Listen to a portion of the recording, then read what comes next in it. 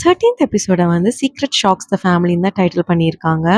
Episode ஸ்டார்டிங்கில் வந்து jug அவங்க அப்பாவையும் கிரிஜாவையும் ஃபாலோ பண்ணிட்டே போகிறாரு. அவங்க 2 பேர் காரில் எங்கேயோ போயிட்டுருக்காங்க. அதை பின்தொடர்ந்து இவரும் போயிட்டுருக்காரு. இவர் ரொம்பவே ஷாக் ஆகிட்டும் போயிட்டுருக்காரு. எஸ்எஸும் கிரிஜாவும் கிரிஜா அப்பார்ட்மெண்ட்குள்ளே போகிறாங்க. அதை ஃபாலோ பண்ணி நம்ம ஜக்குவும் போகிறாரு.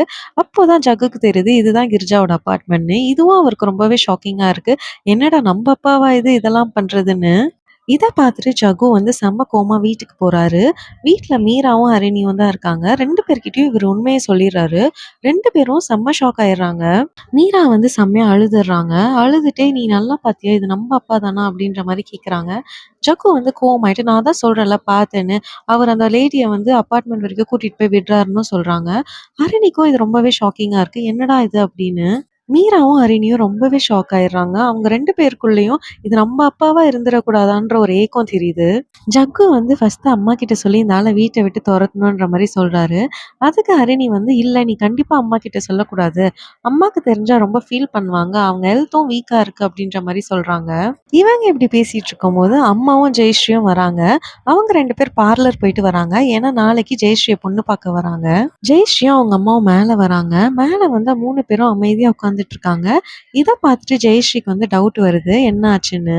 ஜெயஸ்ரீயும் அவங்க அம்மாவும் 3 பேரும் பார்த்து முழிச்சிட்டு இருக்காங்க என்ன ஆச்சுன்னு. அப்ப நம்ம மீரா அழுகிறத அம்மா பார்த்துடுறாங்க. என்ன ஆச்சுன்னு கேட்குறாங்க. மீரா எதுவும் சொல்லாம உள்ள ஓடிடுறாங்க. அதுக்கு நம்ம அருணி வந்து "ஒண்ணும் இல்ல அஸ்வின் கூட சண்டை" அப்படின்ற மாரி சொல்லி சமாளிக்கிறாங்க. இத கேட்டுட்டு ஜெயஸ்ரீயோட அம்மா கீழ போயிடுறாங்க. ஆனா ஜெயஸ்ரீக்கு வந்து ரொம்பவே டவுட்டா இருக்கு என்ன ஆச்சுன்னு. அவங்க ஹரிணி கிட்டயும், ஜக்கு கிட்டயும் என்ன ஆச்சுன்னு கேட்குறாங்க. 2 பேரும் அமைதியாவே இருக்காங்க. அப்போ அம்மா வந்து "ஜெயஸ்ரீ கீழ வா ஹெல்ப் பண்ணுன்னு" கூப்பிடுறாங்க. ஜெயஸ்ரீயும் என்ன பண்றது தெரியாம போயிடுறாங்க. அடுத்து அருணி உள்ள போய் மீராவ சமாதானப்படுத்துறாங்க. "அழாத பார்த்துக்கலான்னு" சொல்றாங்க. "நீ இந்த விஷயத்த யார்கிட்டயும் சொல்லக்கூடாது. முக்கியமா அஸ்வின் கிட்ட சொல்லக்கூடாது" அப்படின்ற மாரி சொல்றாங்க. இப்போ ஜெயஸ்ரீ கிட்ட எல்லாரும் இந்த மேட்டர சொல்லிடுறாங்க. இத கேட்டு ஜெயஸ்ரீயும் செம்ம ஷாக் ஆகிடுறாங்க. "இந்த ஆம்பளைங்களே இப்படிதான்" அப்படின்ற மாரி சொல்றாங்க. "கண்டிப்பா அம்மா கிட்ட இத சொல்லவே கூடாது. அம்மா ரொம்ப வீக்கா இருக்காங்க" அப்படின்ற மாரியும் சொல்றாங்க. அடுத்து எல்லாரும் சாப்பிட உட்காந்துருக்காங்க. ஆனா யாருமே சாப்பிடல. எல்லாரும் ரொம்பவே டல்லா இருக்காங்க. இத பார்த்துட்டு அவங்க அம்மா வந்து "என்ன ஆச்சு? ஏன் டல்லா இருக்கீங்க? உங்களுக்குள்ள சண்டை போட்டுட்டீங்களா?" அப்படின்ற மாரி நெறைய கொஸ்டின் கேட்குறாங்க. ஜங்குக்கு செம கோவம் வருது. அவரு வந்து "நீ ஃபர்ஸ்ட்டு சாப்பிடு. நீ ஏன் இந்த ஆளுக்காக வெயிட் பண்ணிட்டு இருக்க? நீ தான் உன் உடம்ப பார்த்துக்கணும்" அப்படின்ற மாரி சொல்றாரு.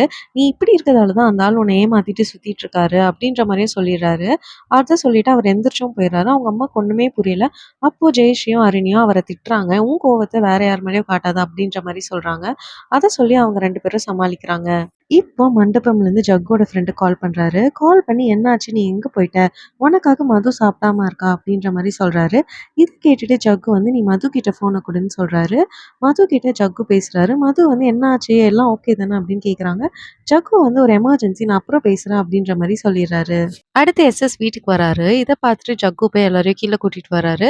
கரெக்ட்டா எஸ்எஸ் சாப்பிட முடியாம முழிச்சிட்டு இருக்காரு. அப்ப எல்லாரும் சேர்ந்து அவர கேள்வி கேட்குறாங்க. எஸ்பெஷலி ஜக்கு தான் அத ஸ்டார்ட் பண்றாரு. ஜக்கு வந்து 1 மணி வரைக்கும் அப்படி என்ன மீட்டிங்? பிசினஸ் மீட்டிங்கா? பெர்சனல் மீட்டிங்கான்னு சொல்லிட்டு இன்டைரக்ட்டா கேட்குறாரு.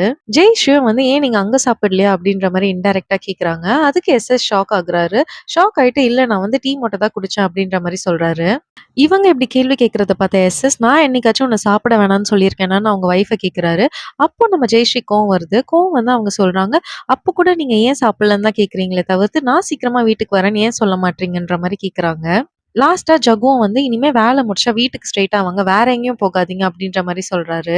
இத கேட்டுட்டு எஸ்எஸ் கோவப்பட்டு ஜக்குவ அடிக்க போறாரு. அதுக்கப்புறம் எல்லாரும் தடுத்தோனே கோச்சிட்டு மேல போயிடுறாரு.